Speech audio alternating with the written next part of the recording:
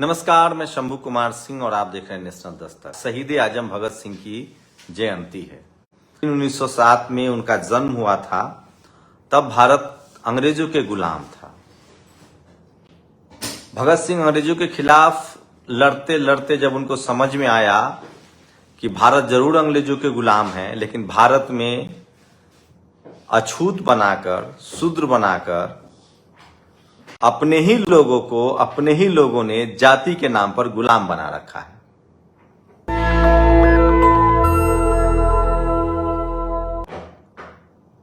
सोचिए, वो किसी शूद्र या अछूत परिवार में पैदा नहीं हुए थे, लेकिन जब उन्होंने जाति का दंश देखा, जब अंग्रेजों से लड़ते लड़ते उनको जातिवाद समझ में आया, जब वो जेल में थे,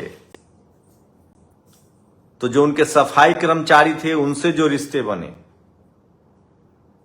वो उनको मां कहते थे, क्योंकि उनकी सारी मदद वही करते थे। उनके हाथ का रोटी खाया और 407 पन्नों का एक पूरा किताब लिख डाला भगत सिंह जी ने, शहीद आजम भगत सिंह ने, और उसमें साफ साफ लिखा कि धर्म को लेकर लिखा, जाति को लेकर लिखा, अनटचेबिलिटी को लेकर लिखा। सोचिए, आज जातिवाद की जड़ और गहरी होती जा रही है। बाबा साहेब ने जब संविधान दिया इस देश को, और 1950 में जब इस देश ने संविधान को आत्मसात किया, उसी दिन कह दिया गया था कि जाति आज से खत्म, और भारतीय हैं हम, सिर्फ और सिर्फ भारतीय हैं।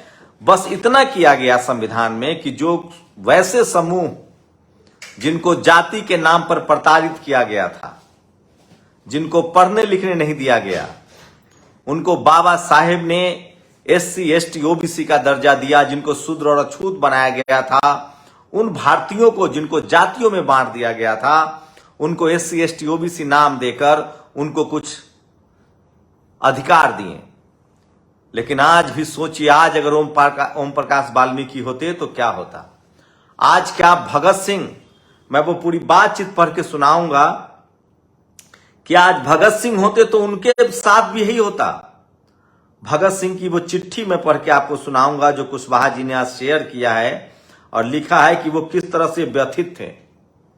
उनको जब पता चला कि भारत में गुलामी, अंग्रेजों की गुलामी तो कोई गुलामी ही नहीं है, भारत में जो सबसे बड़ी गुलामी है वो जातिवाद की गुलामी है, तब वो इतने व्यथित हुए, इतनी तकलीफ में गए कि आप कल्पना नहीं कर सकते हैं। और मैं उनकी वो चिट्ठी सुनाना चाहता हूं आप लोगों को, जो मैंने नहीं लिखा है, जो खुद शहीद आजम भगत सिंह ने लिखा है।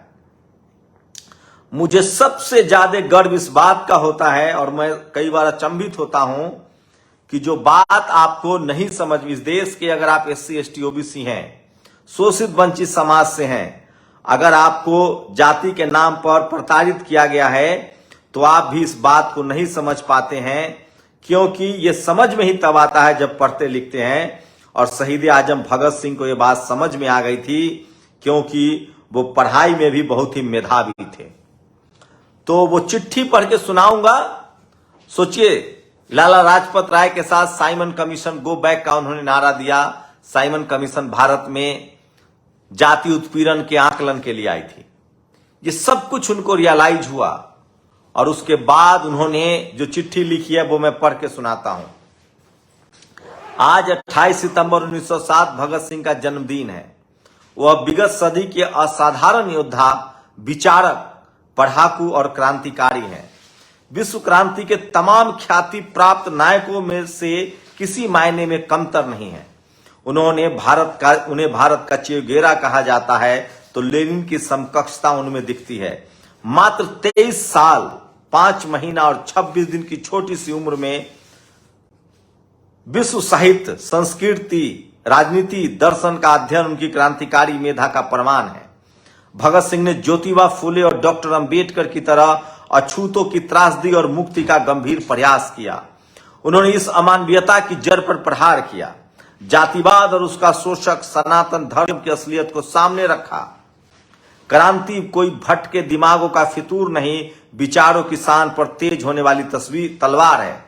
भगत सिंह जानते थे, इसलिए जेल में रहते उन्होंने अपनी लिखी 404 पृष्ठों की डायरी में राज की उत्पत्ति, प्राकृतिक और नागरिक अधिकार, मुझे आजादी दो या मौत, अराजकतावादी क्रांतिकारी की वसीयत, कोई वर्ग नहीं, कोई समझौता नहीं, पूंजीवाद की बर्बादियां, धर्म के बारे में, क्रांति कोई यूटोपिया नहीं, बुजुर्गा जनतंत्र, अछूत समस्या आदि सैकड़ों विषयों पर मनन करते हुए मैं नास्तिक क्यों हूं में तमाम क्रांतिकारी को सही राह दिखाया। उन्होंने लिखा, ईश्वर में विश्वास रखने वाला हिंदू पुनर्जन्म लेकर राजा होने का आशा कर सकता है। एक मुसलमान या ईसाई स्वर्ग में व्याप्त समृद्धि के आनंद की तथा अपने कष्टों और बलिदान के लिए पुरस्कार की कल्पना कर सकता है, किंतु मैं क्या आशा करूं? मैं जानता हूं जिस क्षण रस्सी का फंदा मेरी गर्दन पर लगेगा और मेरे पैरों को नीचे से तख्त हटेगा, वह पूर्ण विराम होगा, वह अंतिम क्षण होगा। मैं या मेरी आत्मा सब वहीं समाप्त हो जाएगी, आगे कुछ न रहेगा। 1924 में अछूत समस्या लेख में वह लिखते हैं, हमारे देश जैसे बुरे हालात किसी दूसरे देश के नहीं हुए। यहां अजब अजब सवाल उठते रहते हैं। एक अहम सवाल अछूत समस्या है। समस्या यह है कि 30 करोड़ की जनसंख्या वाले देश में जो 6 करोड़ लोग अछूत कहलाते हैं, उनके स्पर्श मात्र से धर्म भ्रष्ट हो जाएगा। उनके मंदिरों में प्रवेश से देवगण नाराज हो उठेंगे। कुएं से उनके द्वारा पानी निकालने से कुआं पवित्र हो जाएगा। 20वीं सदी में भी पंडित मौलवी जैसे दर के द्वारा माला पहनाने पर कपड़ों सहित स्नान करते हैं और उनको अछूतों को जनेऊ देने तक उनके इनकार करते हैं। ये शब्द इसलिए मैंने बोला क्योंकि उस समय ये सब प्रचलन में था, आज पनिशेबल ऑफेंस है। ये भगत सिंह की चिट्ठी है, मैं नहीं लिख रहा हूं, मैं नहीं बोल रहा हूं। भगत सिंह आगे व्यंग करते हैं, कुत्ता हमारी गोद में बैठ सकता है, हमारी रसोई में निशंक फिरता है, लेकिन एक इंसान का हमसे स्पर्श हो जाए तो बस हम धर्म भ्रष्ट हो जाता है। भगत सिंह कहते हैं कि सनातन धर्म में अस्पृश्यता और जाति व्यवस्था को वैधता और बल मिलता है और इसलिए अस्पृश्यता से लड़ने के लिए सनातन धर्म से लड़ना पड़ेगा। भगत सिंह प्राय कहा करते थे गोरे अंग्रेजों की जगह। तो सोचिए, अनटचेबिलिटी, जो सफाई कर्मचारी, जो वाल्मीकि समाज के शख्स उनके जो रोते थे उनकी तकलीफों को देखकर, तो सोचिए भगत सिंह, मैं फिर कह रहा हूं, उनके आज सारे कोट्स लोगों ने शेयर किए हैं कि कौन लोग थे जिन्होंने जातियां बनाई, किन लोगों ने अछूत शूद्र बनाया। और क्या आज भी सोचिए, आज जाति का गुमान इतना ज्यादा है। स्वतंत्रता के बाद ही जाति खत्म कर दी गई थी, लेकिन आज भी जाति का गुमान इतना ज्यादा है कि आप कल्पना नहीं कर सकते हैं। और सोचिए ये किस तरह के हालात हैं, आप कल्पना नहीं कर सकते हैं। और मैं इसीलिए कहता हूं कि इस तरह की चीजें आज भगत सिंह के जिन नौजवान तमाम लोग लिख रहे हैं, आज उनके तमाम वो पोस्ट शेयर कर रहे हैं लोग, किस तरह से उन्होंने जातिवाद, अनटचेबिलिटी के खिलाफ लिखा। और जिस तरह के उस समय जो हालात थे, बच्चे से यह कहना कि ईश्वर ही सर्वशक्तिमान है, मनुष्य कुछ भी नहीं है, बच्चे को हमेशा के लिए कमजोर बनाना है। आवाज इंडिया ने पोस्ट उनके लिए लिखा है। और सोचिए, जहां एक और पोस्ट है इसी तरह के, जहां अंग्रेज जहां भी गए मेहनत का काम करने के लिए अक्सर अफीम से गुलाम ले गए, अफ्रीका से गुलाम ले गए। गुलामों का व्यापार होता था, अमेरिका, कनाडा से लेकर वेस्ट इंडीज तक में हुआ, लेकिन भारत में अफ्रीका से गुलाम लेकर नहीं आए। उन्हें दिख गया कि हिंदू समाज व्यवस्था में बाहर से गुलाम लाने की जरूरत नहीं है। मुफ्त का श्रम यानी बेगार सिस्टम भारत में अंग्रेजों के आने से पहले से चल रहा था। यहां धर्म सम्मत व्यवस्था थी, शूद्र को मेहनत का पैसा देने का विधान ही नहीं था। ऐसे में अफ्रीका से खरीदकर गुलाम लाने का झंझट ब्रिटिश क्यों पालते? यही इफरात में मुफ्त के मजदूर उपलब्ध थे, जो अगला जन्म बेहतर होने की उम्मीद में इस जन्म में तकलीफ उठाने के लिए तैयार थे। उनके धर्म ने ही उन्हें सिखाया था। अमेरिका में काले गुलामों ने सैकड़ों बार विद्रोह किया, मारे जाते थे, फिर भी गुलाम से निकलने की कोशिश करते थे। भारत के हिंदू गुलाम श्रमिकों ने एक बार भी विद्रोह नहीं किया। उनका धर्म उन्हें परलोक और अगले जन्म की कल्पना का सुख दे रहा था। इसीलिए भगवान ओम प्रकाश वाल्मीकि कहते हैं कि तुम्हारी मां ने जन्मे बामन ही बामन, हमारी मां ने जन्मा अछूत ही अछूत। पढ़िए कभी उनकी जूठन। धर्म का उपयोग जोड़ने में नहीं तोड़ने में किया जा रहा है। अंतिम रूप से आदमी एक है, उसकी बनावट एक है, यह विज्ञान हमें बताता है। तो अंग्रेजी दास्ता के विरुद्ध संघर्ष तो हमारे युद्ध का पहला मोर्चा है, अंतिम लड़ाई तो शोषक के विरुद्ध है। सोचिए कि आज भगत सिंह होते तो वो लड़ पाते। यदि मैं जीवित रहा, फांसी से बच गया, तो मैं अपना बाकी का संपूर्ण जीवन डॉक्टर भीमराव अंबेडकर के मिशन में लगाऊंगा। शहीद आजम भगत सिंह, संदर्भ भगत सिंह की जेल डायरी से। इस तरह के लोग लिख रहे हैं, तमाम लोग। और सोचिए आज धार्मिक अंधविश्वास और कट्टरपंथ हमारी प्रगति में सबसे बड़ा बाधक है। वे हमारे रास्ते के रोड़े साबित हुए हैं। हमें उनसे हर हाल में छुटकारा पा लेना चाहिए। जो चीज आजाद विचारों को बर्दाश्त नहीं कर सकता, उसे समाप्त कर देना चाहिए। ये वो तमाम लाइनें हैं भगत सिंह की जो वो कहते थे।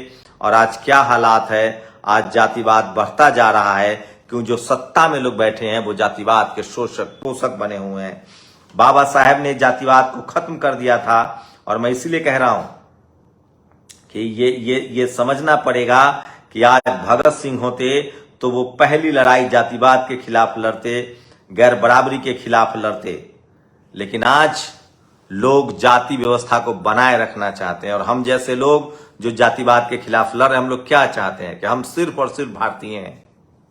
किसी के साथ जाति के नाम पर, धर्म के नाम पर, लिंग के आधार पर, राज्य के आधार पर भेदभाव नहीं होना चाहिए।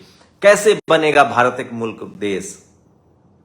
इस देश में जो शोषक जातियां हैं, जो शोषक वर्ग के लोग हैं, जिनके ऊपर ठप्पा लगा हुआ है कि आपने शोषण किया है, वो आज भी इस बात को मानने तक के लिए तैयार नहीं है।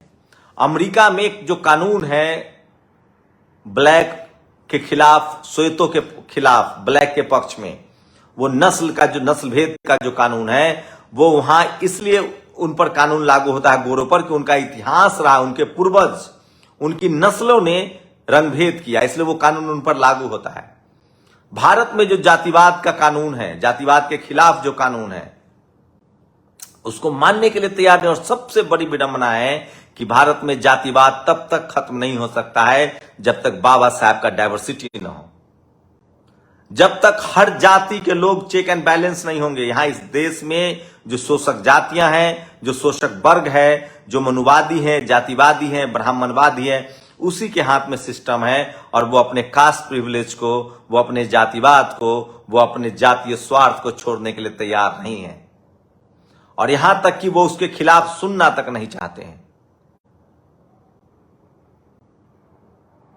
आप सोचिए, भारत के संविधान ने जिनके साथ यहां अनटचेबल, छुआछूत के आधार पर भेदभाव हुआ, या जिनके साथ शैक्षणिक, जिनको बैकवर्ड रखा गया, जिनको पढ़ने लिखने नहीं दिया गया, जिनको सामाजिक रूप से बैकवर्ड रखा गया, उनके लिए विशेष कानून का प्रावधान है, आरक्षण का प्रावधान है, उसको मानने के लिए तैयार नहीं है। और आप इस पर बात भी नहीं कर सकते हैं। और आज भी सबसे ज्यादा इस देश में रेप हो, हत्या हो, झूठे आरोप में फंसाए जाए, हर तरह के जो अपराध होते हैं, वो इस देश के 90% SC ST OBC के लोगों के साथ होता है।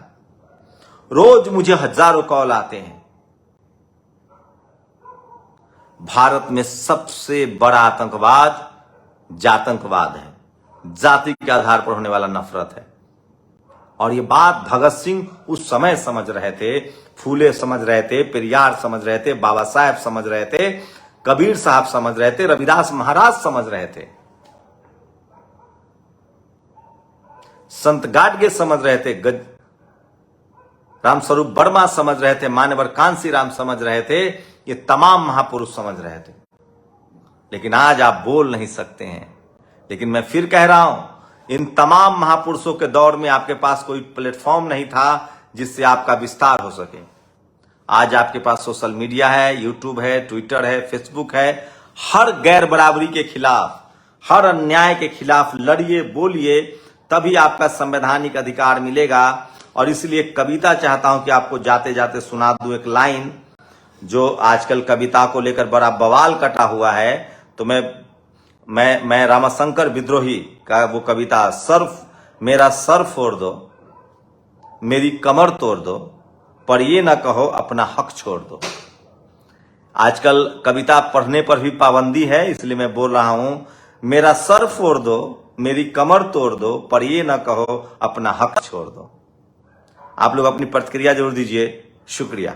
नेशनल दस्तक की आपसे गुजारिश है कि अगर इसको बचाना चाहते हैं तो नेशनल दस्तक को सब्सक्राइब करने के लिए रेड कलर के सब्सक्राइब बटन को दबाएं, फिर बेल आइकन की घंटी दबाएं।